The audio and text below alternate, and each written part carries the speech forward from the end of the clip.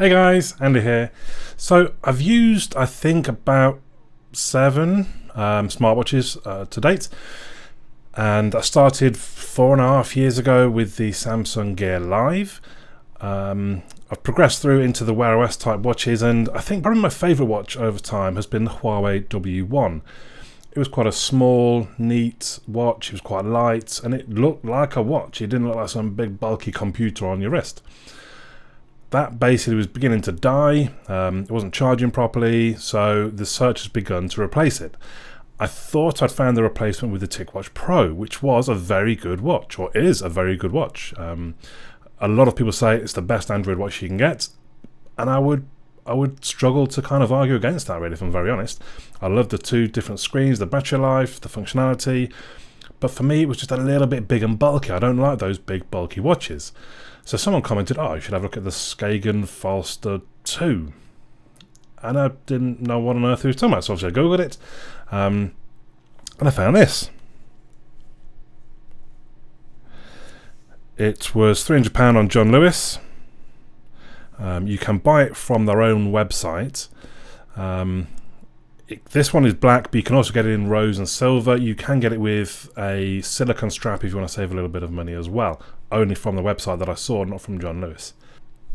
So actually one of the first things I noticed, which is a little bit weird perhaps, in the unboxing, was it's got a clear front. I don't know why I noticed that particularly, but all smartwatches I've had before, I think, have come in sealed boxes. And I suppose I was a little annoyed because it spoiled the unboxing for me in some ways. So I bought it and I took it out of the box that it got delivered in, and already I could see it.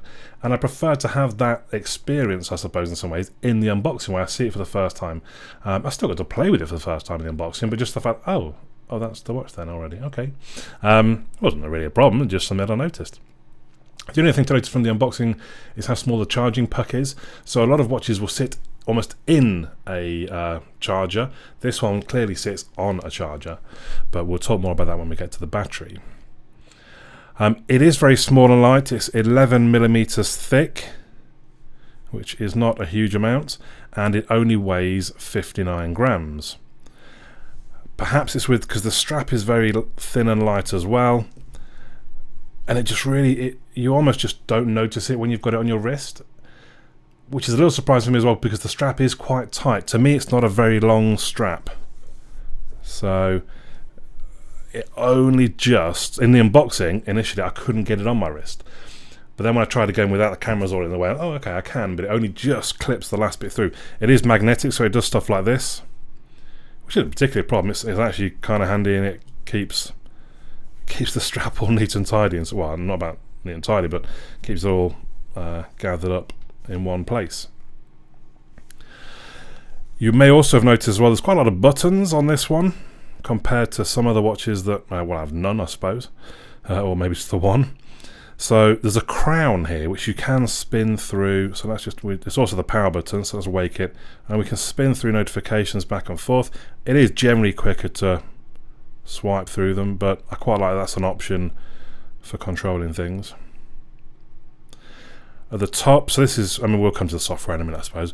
So there's 2 different buttons there, though, that they are programmable. So at the moment, one will open me Google Keep, which is what I use for my shopping list. We don't need to wait for it to sync. The other one will open Google Fit. And again, we'll talk a little bit more about those when we get to the software. It is a 20 millimeter removable band, so you do get the quick release little sort of levers there. The replacement strap, which was actually really long, I had to actually make another hole further in. I was amazed. I don't know, not massive, but they are bigger than most people's. And I was looking for an extra large strap, and this thing was extra large. It was actually too big for me, so I had to make another hole. But the most annoying thing was it didn't have the little quick release feature. So it took me ages to put it on, and it took me ages to swap it back out again when I decided it wasn't quite as comfortable. Even though this one was very tight, this sort of stock band, it just wasn't as comfortable. The stock band is quite minimal. It doesn't really get in your way much. It is actually a really nice band. If we move on to the actual hardware, so technically it's on quite well, it's on an old chipset. It's on the Qualcomm Snapdragon Wear 2100. So the 3100 has been released. Some people commented on my unboxing video, though, you're not particularly missing much. It's just the battery life that it helps with the 3100. Speed-wise, not hugely different. It's got 512 meg of RAM and apparently 4 gig of onboard storage. Plenty for me. I don't generally, you can put music onto these things, I guess, and just off you go without your phone. I don't generally do that, but that would be an option if you've got 4 gig of storage. It does have NFC, we'll come to Google Pay in a little while. It does have GPS, although it's a little bit weird. So I thought, when I went to the gym this morning, I thought, well, let's check the GPS. Let's pretend I'm cycling home, as I sometimes do, and ride home on my motorbike. And I opened up the Google Fit, and I said, right, I'm going to cycle home. Well, it didn't say, wow, cycling. I said, cycling. And it started flashing saying, acquiring GPS from the phone. But I'm sure the spec sheets I've read have said it's got built-in GPS. I tried turning off location on the phone, it's still saying acquiring from the phone. So, I don't know, let me know in the comments if you know what's going on there. It obviously has a heart rate monitor, we can see that on the back. It doesn't have a compass, it doesn't have a speaker, and it's not waterproof. If those things are particularly important to you, you might want to just stop watching now. For me, they're not really deal breakers. I don't want to be having a phone call. I don't think I ever really have, apart from perhaps for the purposes of a review, had a phone call while talking to my wrist. The screen is a 1.9 inch OLED screen, 390 by 390, that's 328 dots per inch, and generally it does actually look very good. It's got an ambient light sensor, so it can change depending on the surroundings. I thought it looked a little dim during the unboxing, but that may just be because I've got these bright lights running. Actually, it's been fine. I've never had issue with being able to see things, even when it's on the always on display sort of screen rather than the full screen. It's been fine. Software-wise, so we are running Wear OS 2. whatever. And although it's an old chipset, generally I find that it's plenty smooth enough. There's every now and then you'll find delays, so I guess we saw when I tried to open Google Keep that is a little bit of a delay, but it's not particularly massive. It's not something that would concern me, and it is generally quite slick. If you're not familiar with 2.0 or 2. Whatever we're on the one side we've got the kind of the Google Now operations. Swiping from the bottom, we've got all the notifications. Swiping from the right, we've got Google Fit, and swiping down, we've got the kind of control panel. There are sort of limited watch faces that come with the device. Ooh. But I installed Puji Black, which means basically you can sort of install almost unlimited watch faces. There are loads on these sort of apps. So you see one here. It's like I don't know, just a design with different bits and pieces on it. We still have obviously all the functionality, and when it's finished, there we go. I think it's just processing a bit. Everything else is as normal. I am going to go back to, I do quite like their sort of standard watch face though. So as I kind of mentioned, it's got Google Pay. I've also installed an app called Stow Cards. Installed it on my phone. It then sort of says, do you want to install it on your watch as well? Yes, please. So Stow Cards lets you scan loyalty cards, and then Google Pay worked great paying on a contactless payment system. So that was all fantastic. I did have to have a lock screen set up. So I think the first notification, oh, it's gone already now. I guess it's just a security thing. You need to have a lock screen. And I was thinking, well, I don't want a lock screen. Every time I look on my watch, I need to unlock it. I didn't know how it worked. I've never really used it before. So I set up a PIN number. I thought, well, let's see what happens. And basically it detects when the watch is taken off your wrist.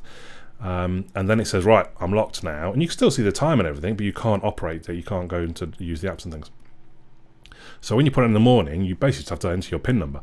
It will stay unlocked until you take the watch off again. So actually, it's not really much of an issue. You can unlock it once a day, probably. That's not a problem. But it gives you that security if you were to lose it, that someone can't just pick it up and start using things using Google Pay and such. There's no inbuilt sleep tracking, which I don't know. Android should perhaps, Android should perhaps look into that and just put something in there. It's just, I did try to use Sleep as Android, or whatever the app's called. It didn't track properly. I'm probably just not using it. I didn't really look properly, I guess, how it's supposed to be done. But I want to build something into Wear OS. Surely that's something that a lot of people use. Just bake it right on in there. The other thing I think I'll sort of mention I'll come to is the buttons do different things depending what you're in. So if we go into Google Fit and I press the bottom button again, it starts trying to take my heart rate, which is quite cool. If I was to play music, the buttons are skip forward and skip back, which again is quite cool. That's quite handy. So I do like that. I like the extra sort of functionality that those buttons bring. Let's have a little quick look at Google Fit, because some people might want their watch mainly for activity tracking. If that is the case, this might not be the watch for you. Maybe even something like the Huawei Watch GT, even though it's not Wear OS, that might actually be a better option if that's your sole, well, not your sole purpose, but one of your main reasons. So Google Fit, it gives us today's stats. We can tap on pretty much, so you can see there the sort of every 20 minutes. I've not had it on for the last sort of half hour or so, but you can see where I was at the gym and then I've come back.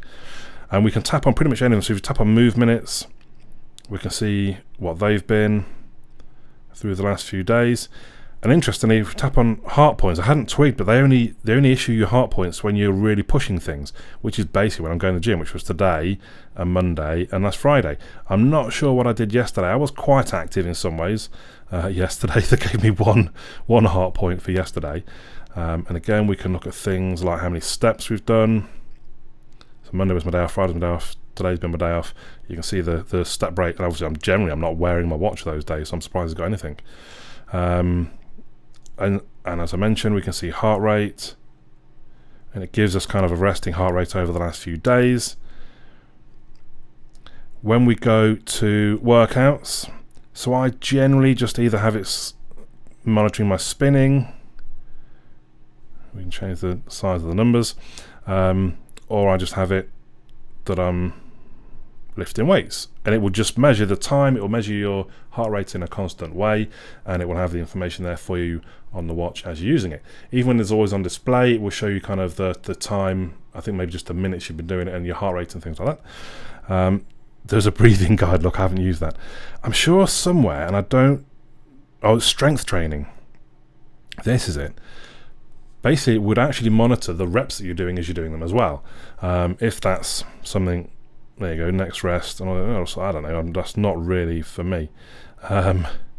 But quite interesting. So yeah, Google Fit, it's not bad, but it's not perhaps as good as some activity trackers could be. If we move on to the battery, it's only a 300 milliamp hour battery, which kind of concerned me initially, especially coming from the TicWatch Pro, which will last 3 to 5 days, which for a smartwatch is really very good. 300 milliamp hours, and I won't lie, I was sort of keeping quite a close eye on the battery power. Right now, it's on 67%. Now, it's been off charge 4 or 5 hours, somewhere around there, but I've been to the gym, and for, a good part of 53 minutes, I think it was in total, I was tracking my heart rate and everything else, and using Google Fit while I worked out. That's probably quite an intensive thing for the watch to do, I would imagine.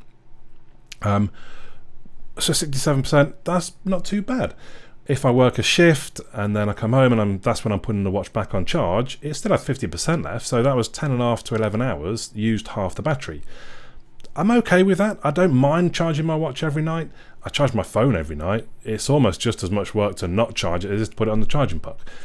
The only time it's going to come into play is maybe if you go away for a weekend, so you've got to remember to take your charger with you. There's no wireless charging in the watch, which is a bit of a shame, but I guess that's probably going to thicken the device out a bit, and maybe I wouldn't do the trade-off if it was an option. It will charge up 80% in 1 hour, and I do love the little charging puck. You can put it on, because of the discs on the back for the connections, you can put the watch down on the charging puck in any direction you want. It really doesn't matter, and that's quite nice. I also quite like little touches like the charging animation when you've done that, little chappy coming over and plugging in, and then showing that the battery is charging up. As I think I mentioned already, someone did comment that this is where the 3100 chipset would pay dividends. It really would help with the battery life. But again, I can get through a day, so therefore I'm okay with that. I probably should point out as well, because I guess it affects the battery. I have the heart rate monitoring on through the day, which means every 20 minutes it's going to check my heart rate and record it in a graph. You can look at that graph at the end of the day. It's just quite interesting to see all the different things you were doing, how it affected your heart rate. It's not super accurate because it's only every 20 minutes, but it gives you a rough idea, and the watch will tell you therefore roughly what your heart rate is each day. So what do I think of the watch? I really like it. I really like it. I've actually popped it on as well, just so you can see it does fit. It is quite a tight. There's not really any spare. Let me just know if I can get around to show you on that camera, because it's a bit of just in the wrong place. There isn't really any spare strap, so that's a magnetic clasp that just kind of loops through and comes back on itself. And there are some comments on some of the reviews to be very careful. Don't do anything too sort of active with it, because they've had where the magnet will release itself and when your watch will come off. And I mean, I did just manage to do it a second ago, and I've had it where I've had a movement where it's kind of pressed things and it's just stressed it too much clear and it's popped out. Now usually it's sort of held itself in that clasp and you get to just put it back on, but it did just now, boom, and fall off my wrist. So possibly that's a case for buying a new strap. Bit tricky for me because I want a strap that looks nice, but it needs to be big enough to fit around my wrist. Anyway, what do I think of the watch? I really like it. I do really like it. I don't ask for a lot from a smartwatch, I suppose, though. I want it to be small and light so that it doesn't look too silly, and that it's comfortable. And I want the functionality that I'm sort of getting notifications through on it. And I quite like having heart rate monitoring on it. And the heart rate monitoring does seem quite accurate. I compared it to both my earphones, which seem to have a quite accurate heart rate monitoring, and to the gym where you hold on to the things. All of them seem to match up to the same thing. So I'm quite confident it's a pretty good heart rate monitor as well. So if you're specifically after an activity tracker, maybe not the watch for you. If you want just a nice looking watch that's functional, then you really should consider this watch. It is quite expensive at £300, but I think you're getting a good product. So I'd love to hear your thoughts. Please leave them in the comments down below. I do read all of them and I'll try and reply if I think it's suitable for me to reply, necessary for me to reply. So do leave them in the comments. But for now, my name's Andy. I'll catch you all again soon.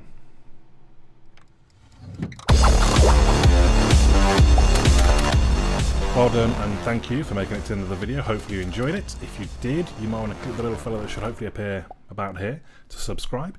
You may also want to check out some of my other videos, which are going to appear somewhere there. Also come and have a look at my website, androidandy.uk. There is also a forum. Come and say hello on the forum if you've got any questions about things or request me to review things or anything else. Just come and have a chat on the forum.